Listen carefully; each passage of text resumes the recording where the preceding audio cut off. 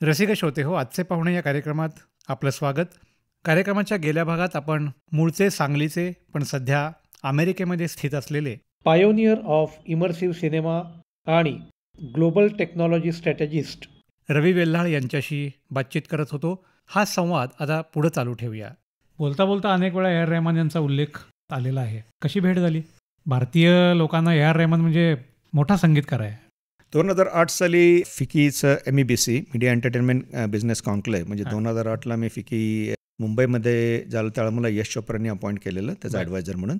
त्यानंतर 2009ला कमल हसन सरांनी साऊथमध्ये काढलेलं, तमिळ, तेलुगू, कन्नड, मल्याळी आणि कन्नडा इंडस्ट्री एकत्र आणून. तर त्यांचंही फार मोठं योगदान आहे भारतीय सिनेसृष्टीला किंवा वर्ल्ड सिनेमासाठी.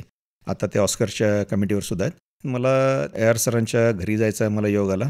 त्याच्यानंतर परत आमची भेट 2015-16च्या सुमारास झाली आणि लेमसचा प्रोजेक्ट त्यांनी सांगितलं, we would like you to come on board and co produce. मग तेव्हापासून बरंच त्याचं म्हणजे जे that was only vision to reality मध्ये बरंच आम्ही कष्ट, जवळपास 8 वर्ष लागली आम्हाला तो करायला.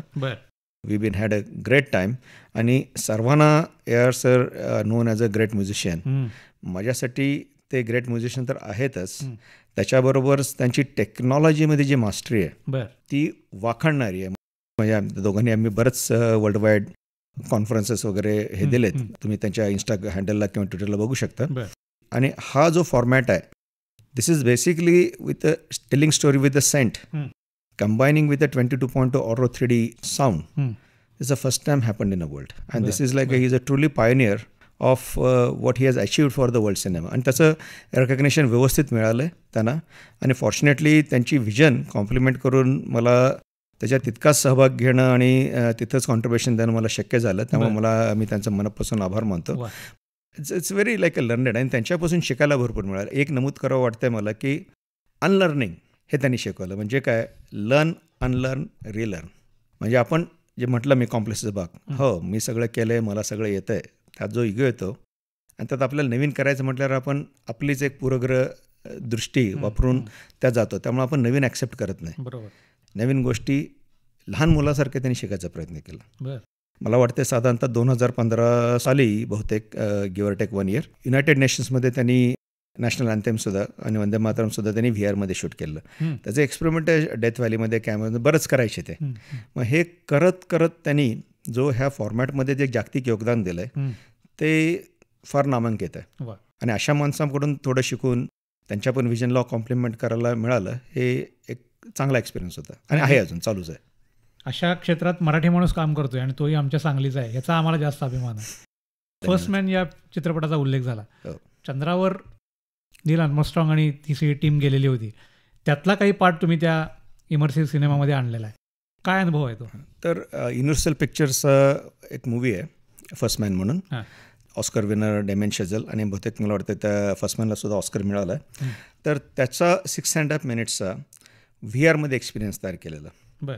आणि तो जो एक्सपिरियन्स जो होता की I mean if you know moon landing जे झालं अपोलो 11चं, तर त्यात it starts from like Cape Canaveral, take it off, then it goes into the atmosphere, then it goes into space. स्पेसमधून जाऊन टुवर्ड्स द मून, तो जो प्रवास आहे.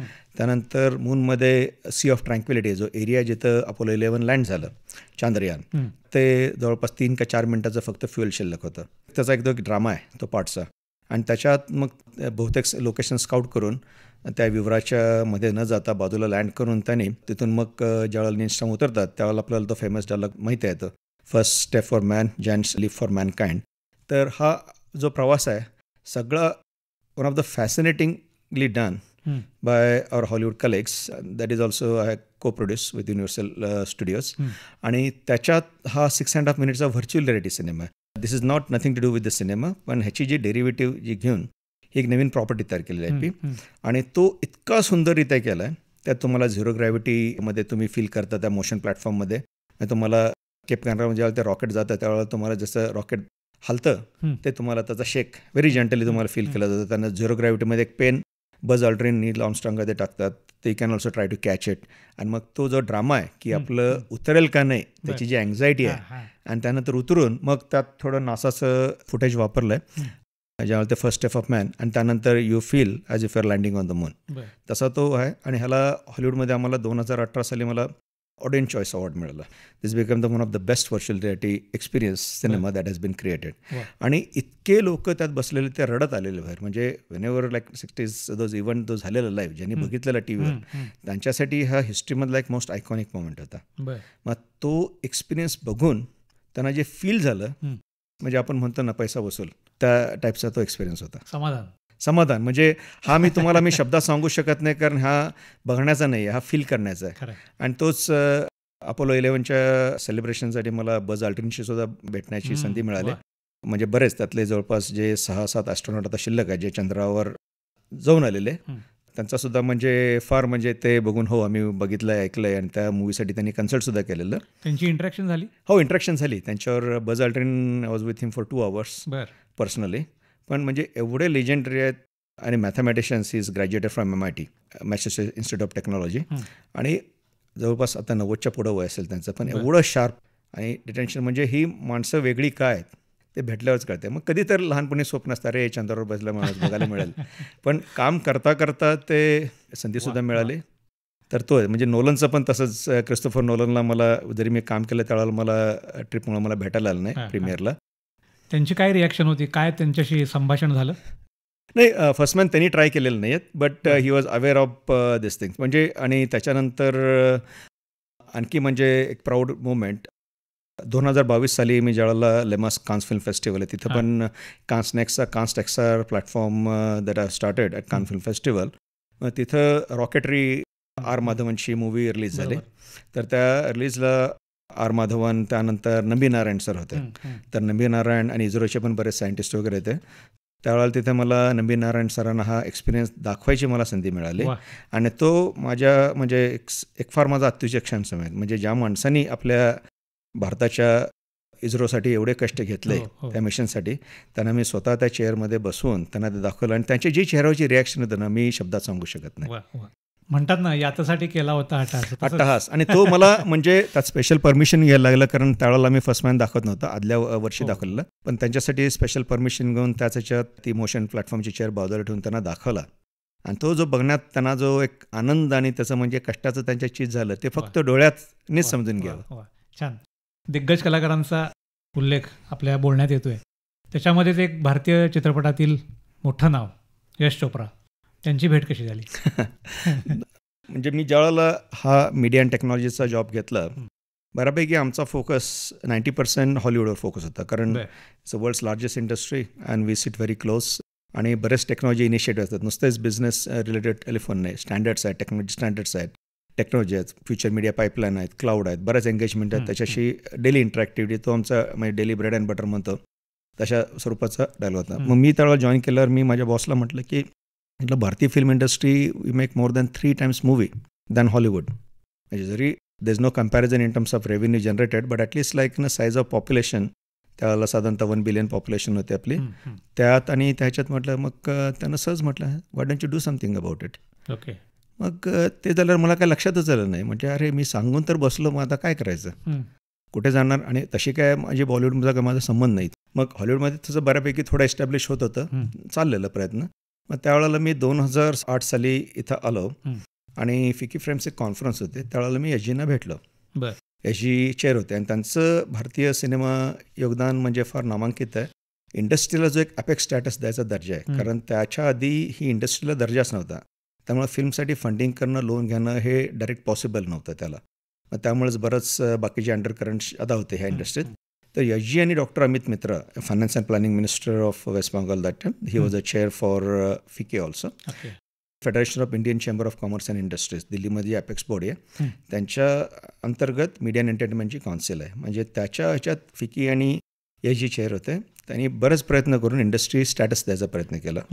मग मी त्यांना भेटलो, असं आम्ही DVD केले आणि ब्ल्युरे केले, आणि आता स्ट्रीमिंगचं मोठं येणार आहे. हे साधारणतः 2008चं सांगतं, म्हणजे स्ट्रीमिंग जस्ट इन्सेप्शन होतं, चालू होते, आणि नवीन नवे असे फॉर्मॅट आले.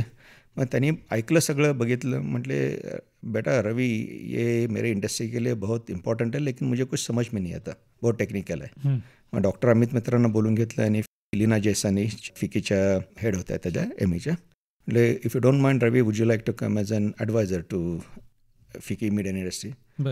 मी होय म्हटलं तिथं. आणि तेव्हापासून माझा जो प्रवास चालू झाला तो आजतागायत. शेवटचा त्यांच्यावर फिल्म करायची संधी मिळाली, जब तक है जान. बरं. त्याच्यात अनफॉर्च्युनेटली याची त्यानंतर राहिले नाहीत त्या प्रीमियरला. पण फार पर्सनल सपोर्ट आणि फार एम्पॅथेटिकली ऐकून घ्यायचे. बरं. Very approachable. मी हे सांगतोय, त्यांचं जे भारतीय चित्रपटसृष्टी किंवा इंडस्ट्रीला जे योगदान आहे ते as a film director, producer ते आहेच. पण हे जे आहे ते इंडस्ट्रीला स्टेटस आणण्यासाठी त्यांनी जे प्रयत्न केलेत हे फार वेगळ्या प्रकारचं आहे. जब तक है जानचा आता उल्लेख झाला, काय कॉन्ट्रीब्युशन त्यात? तर हा actually we were technology partner in that movie. आणि यजीनी तो मला वाटतंय, my reference might be wrong, Veer झाल्यानंतर यजीनी डायरेक्टरपासून हे केली, पण फिकीमध्ये ते ॲक्टिव्ह होते. बऱ्याच फिलॉन्थ्रॉपिकल प्लॅटफॉर्म किंवा ह्या ज्या इंडस्ट्री प्लॅटफॉर्ममध्ये ते फार ॲक्टिव्ह होते. त्यानंतर आय थिंक साधारणतः 2014ला ते परत येऊन त्यांनी तो जब तक है जान डायरेक्ट केला. वेगवेगळ्या ठिकाणी मोठे मोठे फिल्म फेस्टिवल होत असतात. अनेकदा भारतीय फिल्म्स त्याच्यामध्ये सहभागी होत असतात. आणि तुम्ही अनेक वर्ष हॉलिवूडमध्ये काम केले. काय प्रोफेशनलिझममधला फरक जाणवतो? माझा असा काय जास्त अनुभव नाही आहे. दिग्गज लोक माझ्यापेक्षा ते जास्त अधिकृतरित्या सांगू शकतात. पण आत्ता यंग फिल्म जे डायरेक्टर्स आहेत, म्हणजे आता बघा ऑस्करसुद्धा आपल्याला ज्यादा मिळायला लागले, तर ग्रॅमीसुद्धा वगैरे भरपूर मिळालेत. पण बरंच कॉन्ट्रीब्युशन म्हणजे यजींचं नाव सांगितलं, बाकी सांगितलं, त्यांनी नुसतं स्वतःच्या फिल्म डायरेक्ट केलं नाहीत. बऱ्याच प्लॅटफॉर्मला एक भारतीय सिनेमा इंडस्ट्रीला एक त्यासाठी, जसं आयफा पण आता ग्लोबली आता ब्रँड घेऊन चालला आहे भारतीय फिल्मचा, त्यामुळं आहेत. पण तफावत म्हणण्यापेक्षा काय की प्रत्येक गोष्टीला एक मॅच्युरिटीचा एक टाईम लागतो. आणि हॉलिवूडमध्ये रिस्क टेकिंग प्रोफाईल जास्त आहे. म्हणजे एखाद्या गोष्टी आता जो अवतार बघा, 6-7 वर्ष तो फक्त प्रोड्यूस होत होता. म्हणजे ज्यात नवीन करायची संधी आहेत. Also like a bigger budget, deeper pockets. त्यामुळं त्यांचं जे एक रिस्क ॲपेटाईट जे म्हणतो दॅट इज रिलेटिव्हली लार्जर. पण आता तोच पॅटर्न आता आपल्या सिनेमात यायला लागलेत. आता जे नवीन प्रोजेक्ट्स चालू झाले ते पण आता रामायणचा नवीन येणारा बघा किंवा त्याचे budgets, they are getting the magnum opus budget. So that's why the production quality also getting high. आणि मात्र तिथल्या इंडस्ट्रीजचा जो जसा आमचा रोल सांगितलं की टेक्नॉलॉजीमध्ये जो एक डे इन डे आउट जो रोल असतो, it's not about like in throwing technology so you can use it, is also co developing technologies together. जसं सोनी पिक्चर्समध्ये साधारणतः 2017-18 साली we create part of creation of Sony immersive studio inside Culver City Sony picture slot. मग त्याच्यात कसं आहे की virtual production वगैरे त्यावेळेला हे शब्दसुद्धा नव्हते ऐकलेले. This was predated to virtual. That time we use to call a digital set acquisition. स्पायडरमॅनसाठी टोनी स्टार्कचा जेट हा कम्प्लीट लंडनमध्ये व्हॉल्युमेट्रिक मध्ये पॉईंट क्लाउडमध्ये हे केला. म्हणजे काय, एक तुम्हाला एक लेमन भाषेत सांगतो की आपण सूर्याचा प्रकाश किंवा लाईटचा प्रकाश टाकला एखाद्या ऑब्जेक्टवर सगळ्या डायरेक्शननं, लाईट रेस काही जे कॅप्चर करू शकतील तेवढं डिटेल कॅप्चर झालं असतं. त्यामुळे मग ते ऑब्जेक्ट्स तुम्ही परत म्हणजे टोनी स्टार्क जेट परत तुम्ही रिक्रिएट करायची फिजिकली गरज नाही. डिजिटली तो रिक्रिएशन म्हणजे त्या टोनी स्टार्कच्या सोफ्यामध्ये जर का तुम्ही झूम करत बघाल तर त्या लेदरच्या क्रॅकमध्ये असलेलं डस्ट पार्टिकलसुद्धा तुम्हाला दिसतं. Imagine the same usage in medical. मग त्यानंतरच पॅन्डेमिकमध्ये व्हर्च्युअल प्रोडक्शन हा नावाचा शब्द आला. ज्यावेळेला डिझनी मॅन्डलोरियन प्रोजेक्ट चालू झाला त्यावेळेला virtual production, pandemic, need is a mother of necessity is a mother of invention. कारण स्वतः ॲक्टरकडे जाऊ शकत नाही, ॲक्टर सेटवर येऊ शकत नाही, त्यामुळे डिजिटल रॅप अराउंड, त्यामुळे virtual production.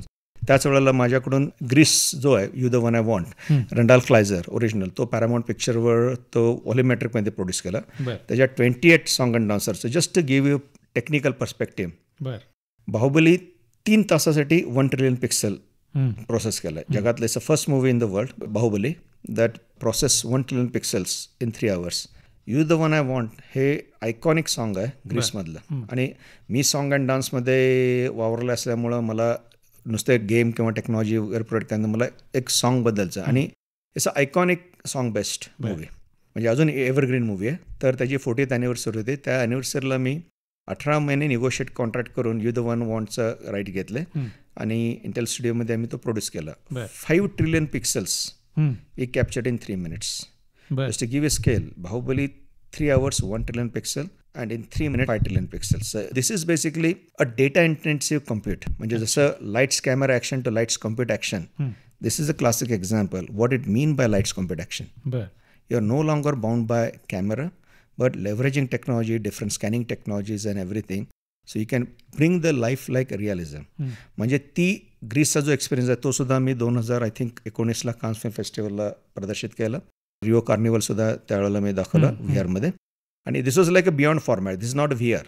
You can create any kind of objects, derivatives that you want. तर टेक्नॉलॉजीचा वापर करून प्रोसेसिंगसाठी नॅरेटिव्ह स्टोरी टेलिंग ही नवीन प्रकारात आणण्याची सेम IP, ओल्ड IP, असं नाही की नवीन फ्युचरिस्टिक कुठल्या तर प्रोजेक्ट केलं असं इट डझंट मॅटर. मुद्दाम म्हणजे 40 वर्षापूर्वीच्या मूवीला try to bring in to like a new age. That was a project that was done with the Paramount pictures. श्रोते हो, आपण ऐकत आहात आजचे पाहुणे हा कार्यक्रम आकाशवाणीच्या सांगली केंद्रावरून. या सगळ्या याच्यात भारतीय चित्रपट असेल किंवा आंतरराष्ट्रीय चित्रपट असेल, कमल हसन एक मोठं नाव आहे, वर्सटाईल ॲक्टर आहे, त्यांच्यावर काम करण्याची संधी मिळाली आहे. कसा अनुभव होता? कमल सर, माझी ओळख झाली पहिल्यांदा फिकी फ्रेम्स कॉन्फरन्सला 2008 साली, ज्यावेळेला एजींना भेटलं. आणि साऊथ इंडियन इंडस्ट्रीसुद्धा they are doing really good, but not getting the recognition what it deserve. बरेच म्हणजे टेक्नॉलॉजी मॅच्युरिटी म्हटलं तर त्यांची ॲज गुड ॲज हॉलिवूड. आता नवीन आलेला मूवी तर तुम्ही बघतायच, त्यामुळं तो जे गॅप आहे तो फार लवकर भरून they have leapfrog advantage. Kamal Haasan सरांचं कॉन्ट्रिब्युशन सांगतो. पहिला भारतीय, जसं यजींचं सांगितलं, पहिला डिजिटल कॅमेरा आणायचं काम भारतात कमल हसन सरांनी केलं. त्याच्यानंतर स्वतः जाऊन त्यांनी ऑरो 3D ही एक 22.2 चॅनल्स ऑडिओ, एवढ्या मिक्सिंग, एवढी टेक्नॉलॉजी म्हणजे कोणीच वापरली नव्हती, ती भारतात आणायचं काम त्यांचं आहे. बरंच म्हणजे टेक्नॉलॉजी आता त्यांच्या बाकीचे मूवी तर बघितले आहेत तुम्ही, अपुराजा बघितलाय, त्याचं त्यांनी जे इनोव्हेशन केलं आहे. इंडियनमध्ये सुद्धा जे एजिंग जे करायचं केलं आहे, तर ह्या बऱ्याच एक्सपेरिमेंटेशन, तो एक त्यांचा एक ध्यास आहे, किंवा जो मी म्हटलं की एक जो स्टबननेस आहे, इट्स अ वर्ल्ड क्लास. आणि स्वतः ॲक्टर, चांगले डान्सर, स्क्रिप्ट रायटर, प्रोड्युसर, आणि त्यांचं फिल्म स्कूलसुद्धा, राजकमल फिल्म स्कूल, ह्या सगळ्या करताना त्यांनी एक इंडस्ट्रीचा जो एक रोल घेतलेला की ह्या सगळ्या इंडस्ट्रीना मी एकत्र आणून मला पुढे न्यायचं आहे. त्यामुळं 2009 साली मग त्यांनी we would like to start something called MEBC, can you come and help us with your global experience. मग त्यावेळेला मी हो म्हटलं आणि चालू केलं. तर 2009 साली फिकी मीडिया एंटरटेनमेंट बिझनेस कॉन्क्लेव्ह हे चेन्नईला झाली कॉन्फरन्स पहिली. तर त्यावेळेला म्हणजे मी बरंच स्पीकरशिप केले, तिथला जो एक्सपिरियन्स आहे, टेक्नॉलॉजीज आणून वगैरे, तर तशी करत एक वेगळ्या ह्याच्यावर आमची ओळख वाढत गेली. त्यानंतर मला वाटतं 2014ला लास वेगासमध्ये NAB show, national association of broadcaster show मध्ये त्यांना, मला आणि हॉलिवूडच्या 1-2 डायरेक्टरना 100 Years ऑफ इंडियन सिनेमा त्याचा सेशन घेतला.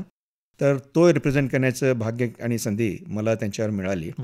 आणखी एक गोष्ट म्हणजे मला त्यांनी त्यावेळेला सांगितलं, कान्होजी आंग्रेंच्यावर पुस्तक आहे, ते इंग्लिश पुस्तक होतं, मला वाटतं मनोरमने त्यांनी लिहिले, आणि मी पु ल देशपांडेंचं मराठीत वाचलेलं, पण मला माहीत नाही की ते ट्रान्सलेट केलं आहे पुलंनी त्या ह्याच्यावरून. म्हणजे अभ्यास एवढा दांडगा आहे, व्यासंग आणि अभ्यास, आणि जे एक नुआन्सेस म्हणतात टेक्नॉलॉजी किंवा एक इंडस्ट्रीचं स्टॅटस म्हणून पुढे न्यायची. एक वादत आहे, आज सुद्धा 73-74 वर्षाचे आहेत सर, तरी पण म्हणजे काम करायची हातोटी आणि सचोटी, आणि त्यांचे as artist no one will deny his leadership role. क्या बात आहे.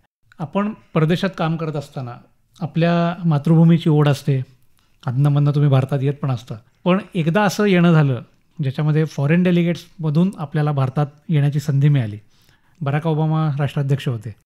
2010ला प्रेसिडेंट बराक ओबामांची जी पहिली व्हिजिट झाली, त्यावेळेला बरंच म्हणजे US इंडिया बिझनेस काउन्सिल आणि इंडियात पॉलिसी, त्यानंतर डेलिगेशन्स, आणि जे एक जॉईंट टेक्नॉलॉजीज किंवा जे स्टँडर्ड्स वगैरे डेव्हलप करायचे होते, किंवा जे पॉलिसी हार्मोनायझेशन, म्हणजे त्याच वेळेला 2004 नंतर इथंच त्यावेळेला भारतात ब्रॉडकास्ट डिजिटायझेशनची पॉलिसी चालू झाली, केबल डिजिटायझेशन वगैरे. त्यावेळेला टेक्नॉलॉजीसाठी जे पाईपलाईन जे आहेत, म्हणजे आता 5G आलं तसं, तर बऱ्याच गोष्टींच्या ह्या government to government, official to official dialogues होतात.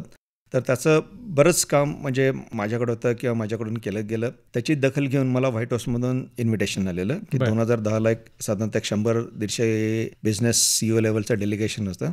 तर ते रिप्रेझेंट करण्यासाठी मला बराक ओबामांनी व्हाईट हाऊसमधून मला डेलिगेशन होतं. त्यांच्यावर मग 3 दिवस मला बऱ्याच चर्चासत्रात भाग घ्यायची. त्यांच्यावर ओबेरॉयमध्ये जी मीटिंग झाली, त्यानंतर दिल्लीत त्यावेळेला प्रणव मुखर्जी फायनान्स मिनिस्टर होते, आय थिंक. तो एक चांगला एक अनुभव आहे, म्हणजे त्या लेवलला आपलं कार्याची दखल घेऊन त्यांच्यावर याची संधी मिळाली. ही सगळी तांत्रिक प्रगती सुरू असताना नुकत्याच झालेल्या ऑलिम्पिकबद्दल आता आपण बोलायचे. वेगवेगळ्या पद्धतीनं आता आपण आपलं बालपण जर थोडंसं आठवलं तर आपल्या काळात जे TV होते ते ब्लॅक अँड व्हाईट सुरुवातीला, मग कलर, त्याच्यानंतर आपल्याला दिसणारी पिक्चर क्वालिटी हा एक महत्त्वाचा वेगळाच विषय होता. पण आज आपण जे बघतोय, टेक्नॉलॉजी एवढी अपग्रेड होत झाली आहे, तर ही ऑलिम्पिकमध्ये जी टेक्नॉलॉजी आपण वापरली आणि त्याचा जगभरात गवगवा झाला, त्याविषयी काय सांगा? जसं मी सांगितलं की फॉर्मॅट्समध्ये बरंच आम्ही काम केलं आहे, फंडामेंटल लेवलला काम केलं. त्यामुळे आता ही जगभरातली जी मीडिया इंडस्ट्री आपल्यासमोर दिसते, त्याच ह्या सगळ्यात अनुषंगाने माझ्या मीडिया एंटरटेनमेंट बॅकग्राऊंडमध्ये मला हाय डायनॅमिक जे HD म्हणतो, HD ब्लूरे आणि DVD नंतर चालू झाली. त्यानंतर 4K आली. तर 4K मध्ये सुद्धा साधारणतः 2008-10 साली मी पहिल्यांदा आणली ती सोनी पिक्चर्स बरोबर कन्झ्युमर इलेक्ट्रॉनिक शो, त्याच्यात आम्ही बोर्डवर आहे. तर तिथं त्यावेळेला ती लॉन्च केली. त्याच्यानंतर मी 2008ला ॲम्स्टरडॅममध्ये IBC इंटरनॅशनल ब्रॉडकास्टिंग कॉर्पोरेशन शोमध्ये NHK जपान त्यांच्यामध्ये मी एकदा 8Kचा TV बघितलेला. माझ्या डोळ्यावर विश्वासच बसला नाही की एवढे डिटेल, म्हणजे अक्षरशः मग मी स्क्रीनमध्ये जाऊन बघितलं. मग त्यावेळेला मी म्हटलं ही एक वेगळंच रसायन आहे. आणि जॅपनीज NHKनी ही टेक्नॉलॉजी पायनियर केली. साधारणतः 1995 पासून ते लोक काम करतात त्याच्यावर. मग त्याच्यानंतर लंडन ऑलिम्पिक्समध्ये 18 मिनिटाचा सेगमेंट त्यांनी कॅप्चर केलेलं. स्विमिंग कॉम्पिटिशन होते, पण त्यावेळेला ते ट्रान्समिशन वगैरे पॉसिबल नव्हतं. बिट्रेट्स वगैरे एकदम हाय, आता टेक्नॉलॉजी इट वॉज इम्पॉसिबल. मग त्यानंतर 2014 FIFA वर्ल्ड कप, 2016 रिओ ऑलिम्पिकवर मी काम केलं. तर त्यावेळेला ग्लोबो TVमध्ये थोडंफार मी त्यांच्यावर, we are not a partner that time, but I got a chance to work on that technology. मग त्यावेळेला मी एक उसेन बोल्ट्स ज्या वेळेला 100 मीटरची डॅश बघितली इंजिनियर स्टेडियममध्ये रिओ दे जानेरोमध्ये, आणि त्याच वेळेला PV सिंधीने सिल्वर मेडल मिळालेलं, तोच ऑलिम्पिक. म्युझिक जमानामध्ये हा बघितला आणि त्यानंतर टीव्हीजन बघितलं. अक्षरशः प्रत्येक गवताच्या पात्यावर दव आहे का नाही इतपत ते डिटेल होतं. मग त्या डिटेलमध्ये म्हणजे जो शॉकिंग डिटेल, म्हटलं this technology needs to be mainstream. आता पण कुठल्या मॉलमध्ये तुम्हाला 8K TV घेतात, कॉन्टेंट अवेलेबिलिटी नाही आहे, पण जसं HD प्रत्येक गोष्टीला वेळ लागतो तसं कॉन्टेंट फॉलो करतं. मग त्याचं मी लाईव्ह ट्रान्समिशन्स करायचं ठरवलं. मग त्या दृष्टीने मी टेक्नॉलॉजी डेव्हलप केल्या. पॅन्डेमिकमध्ये रिओला पण थोडं ब्रॉडकास्ट झालं, पण it was non commercial, very experimental broadcast.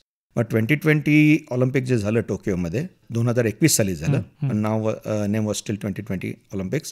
त्यावेळेला ते लाईव्ह ब्रॉडकास्ट करायची संधी मिळाली. तिथून जपान, त्यानंतर US हॉलिवूडमध्ये ब्रॉडकास्ट केलं, त्यानंतर जर्मनी, युरोपमध्ये 2-3 कंट्रीमध्ये. Middle of pandemic, that was the most difficult time. तिथं कुणाला अलाउडसुद्धा नव्हतं. मग तिथं 45 days थांबून तो ब्रॉडकास्ट केला. आणि साधारणतः त्यावेळेला ते ट्रान्समिशनची बिटरेट होते 100 MBPS. थोडं टेक्निकली सांगते सो यू अंडरस्टँड. पण 100 MBPS was not feasible for home based delivery. जसं आपण नेटफ्लिक्स बघतोय ते 10-15 MBPSच्या ह्याच्यात बसवलं जातं.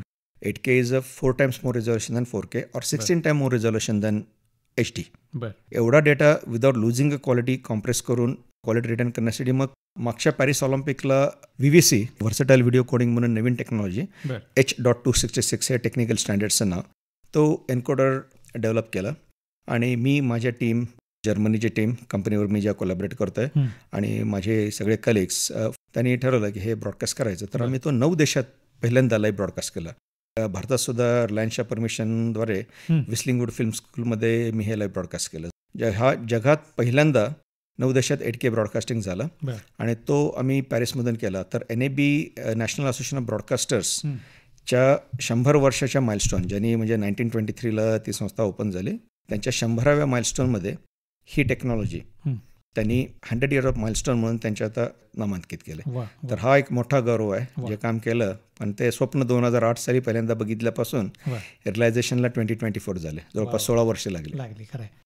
विस्लिंगवूडचा आत्ता उल्लेख झाला, पुन्हा एकदा मोठं नाव सुभाष घई.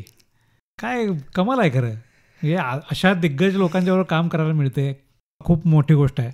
काय अनुभव आहे त्यांचा? दिग्गज म्हणजे काय, त्यांची जी एक रिलेंटलेस पर्स्यूट आहे, म्हणजे बाबा मला नवीन करायचं आहे, माझं फिल्म स्कूलमध्ये नवीन करिक्युलम शिकवलं गेला पाहिजे. तर फार ॲडव्हान्स काम करतात. आता तिथं सुद्धा व्हर्च्युअल रियालिटी लॅब्स केले, त्याच्यात माझा सहभाग होता, आणि त्यात त्यांच्या त्या कौन्सिलवर ॲडवायझरी म्हणून पण आहे.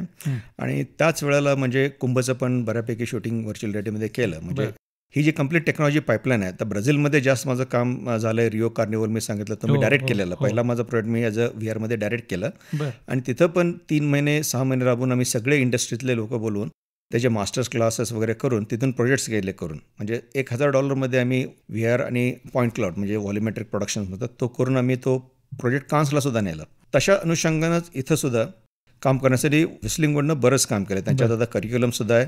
Kids are making really fantastic projects also. आता मेट्रो जपान वगैरे प्रोजेक्ट्स त्यांनी केलेत VR.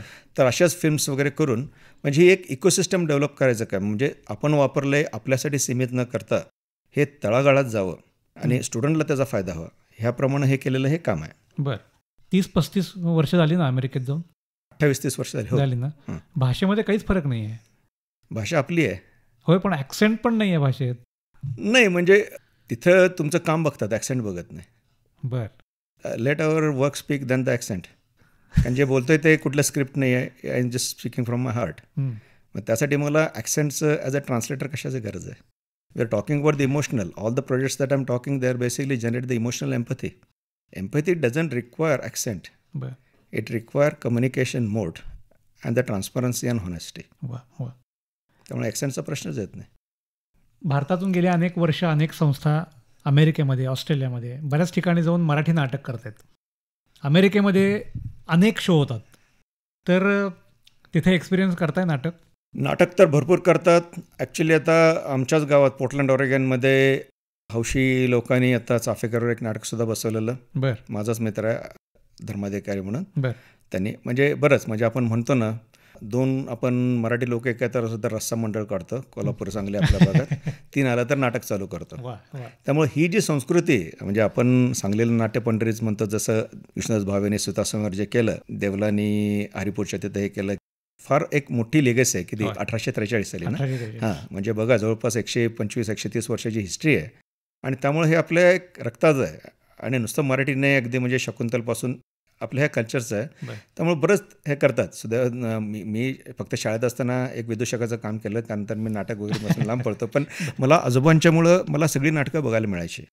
बाबासाहेबांच्यावर मला जाणता राजा त्यांनी मला त्याला धरून स्टेजवरून वगैरे दाखवलं. त्यामुळं ते एक हिस्ट्री आणि तो आहेच. आणि तिथं बरेच म्हणजे आपले आता माझी मुलगी, माझ्या भावांच्या मुली वगैरे त्या नाटकात वगैरे भाग घेतात, डान्स वगैरे करतात, प्रिशा, रिया.